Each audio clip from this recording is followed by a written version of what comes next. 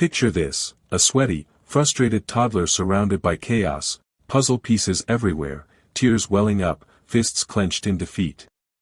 Now look to the right. The same child. But this time, calm. Focused. Completing that very same puzzle with a quiet confidence, a parent sitting nearby on the floor, just present. What changed between these two moments? It's not the child. It's not genetics.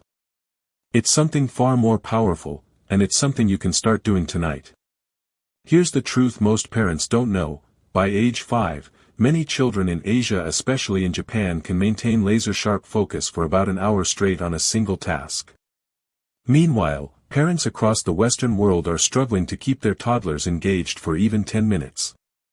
So what's really happening during those critical first 5 years that creates such a stunning difference in attention, emotional control, and thinking skills? Before we continue, tell me in the comments, how old is your little one? Knowing their age helps us keep these tips relevant to your stage of parenting. In Japan, a medical university uncovered something that should make every parent sit up and pay attention. Children raised with 6 specific early life practices demonstrated up to 40% stronger focus, memory, and problem-solving abilities by age 7 compared to children in many other countries. Now here's what makes this discovery even more remarkable: Japanese parents aren't spending thousands on educational apps, flashcards, or brain training programs. Instead, they rely on 6 simple, everyday habits that cost absolutely nothing, but run completely counter to the mainstream advice flooding parents in places like the United States. Let's break down these 6 steps, starting with the most non-negotiable foundation of them all. Step 1, sleep is sacred. Picture the boy from our thumbnail again, but this time it's nighttime. He's tossing and turning, kicking off blankets, his little mind still racing from the day's overstimulation. His eyes won't stay closed. Sleep feels like a battle he's losing every single night. This is the reality for millions of children, and their exhausted parents, across the Western world. Now imagine something different. The same child, but this time tucked in by a parent who treats bedtime like a sacred ritual. The lights dim at the same time every evening. A gentle routine unfolds: bath, story, soft lullabies. 11 to 12 hours of deep, restorative sleep follow, night after night after night. Japanese parents don't negotiate sleep. They don't push bedtime later to squeeze in more activities or screen time. They understand that those 11 to 12 hours aren't stolen from life, they're building the foundation for everything else. The focused child completing that puzzle. It started here, in the consistent sanctuary of sacred sleep, with a parent who understood that the best gift they could give was simply tucking their child in, night after night, at the same time. Step 2, daily time in nature. Watch a child trapped indoors all day. They bounce off walls. They can't sit still. Their body is a coiled spring of unreleased energy, their mind scattered in a dozen directions at once. You see it in their eyes, that restless, fidgety frustration that no amount of toys or distractions can quite settle. Now picture that same child outside. Hands deep in dirt. Climbing trees with fierce concentration. Watching ants march across a sidewalk crack for 20 uninterrupted minutes. Their breathing slows. Their shoulders drop. Something in them settles. This isn't just fresh air and exercise. This is brain architecture in action. Researchers at Kyoto University uncovered something profound. Children who spend at least 1 hour daily in unstructured outdoor play show measurably stronger development in their prefrontal cortex, the brain region responsible for focus, decision-making, and emotional control.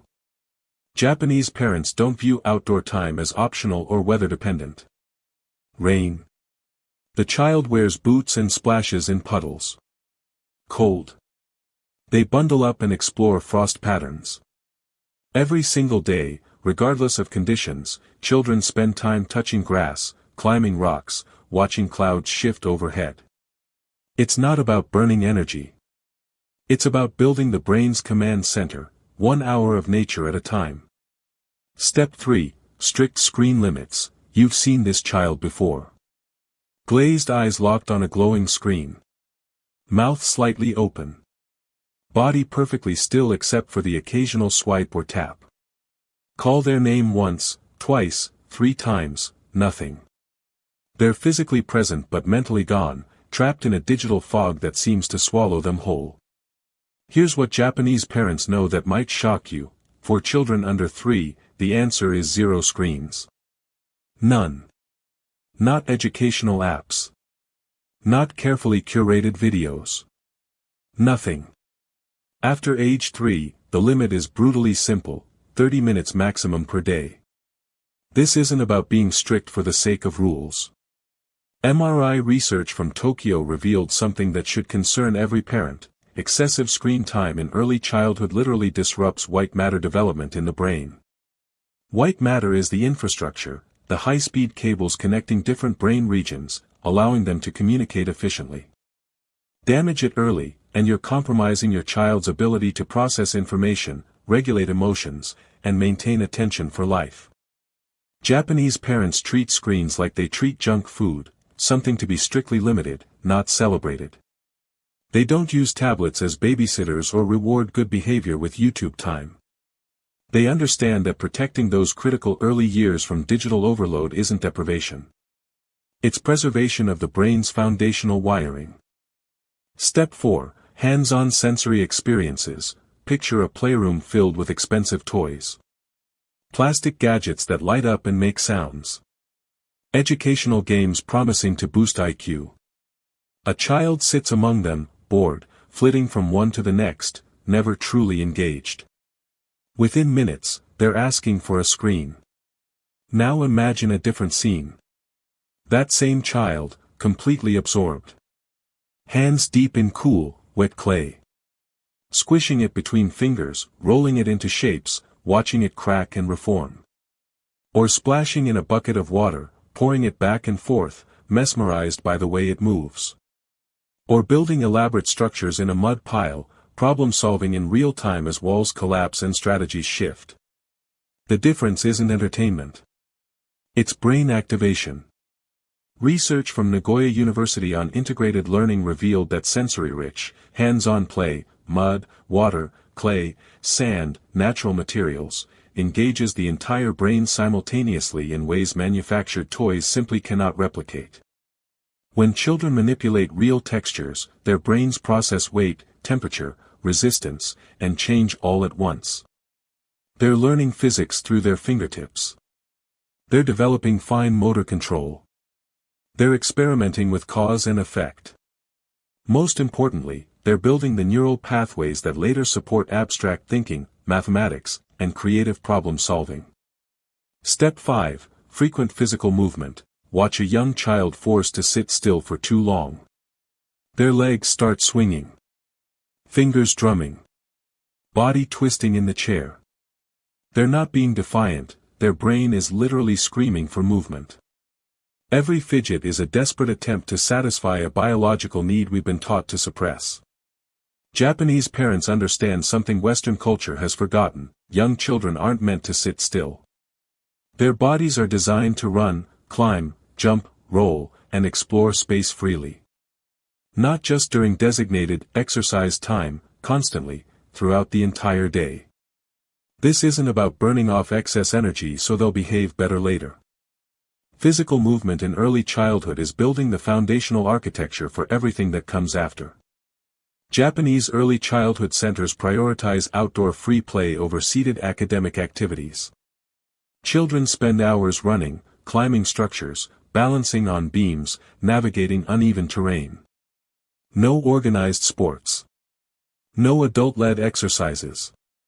Just unrestricted movement that builds coordination, confidence, and the neurological foundation for sustained focus. The body teaches the brain, one climb, one jump, one fearless exploration at a time. Step 6. Deep face-to-face connection. A parent sits on the couch, phone in hand, scrolling endlessly. Their toddler plays nearby, occasionally looking up, seeking connection. Mommy, look. Silence. Daddy, watch this. A distracted, without eyes ever leaving the screen. The child's face falls. They try again. And again. Eventually, they stop trying altogether. Now picture something radically different. A parent sitting on the floor, eye level with their child. No phone. No distractions. Just two people, face to face, engaged in genuine conversation. The child babbles. The parent responds with full attention, expanding on their words, asking questions, waiting for answers. Back and forth, like a dance. This is where language explodes. Where emotional intelligence develops. Where your child learns they matter. Tokyo studies on early childhood development found that the sheer quantity of real, reciprocal conversations, not words overheard from TV or one-sided adult talk, directly predicts vocabulary size, social skills, and cognitive flexibility by school age. Japanese parents carve out sacred time daily for floor play and unhurried conversation. No multitasking. No phones within reach. Just presence. They understand that these moments, seemingly simple, profoundly powerful, are building their child's brain in ways no app or educational program ever could. They resist the Western temptation to push academics earlier and earlier. They know the truth, these foundational years aren't about teaching letters and numbers. They're about building the brain architecture that makes all future learning possible. What's one thing you're going to try with your child after watching this? Let me know in the comments. If you found these helpful, consider subscribing for more science-backed ways to support your child's growth. You've got this.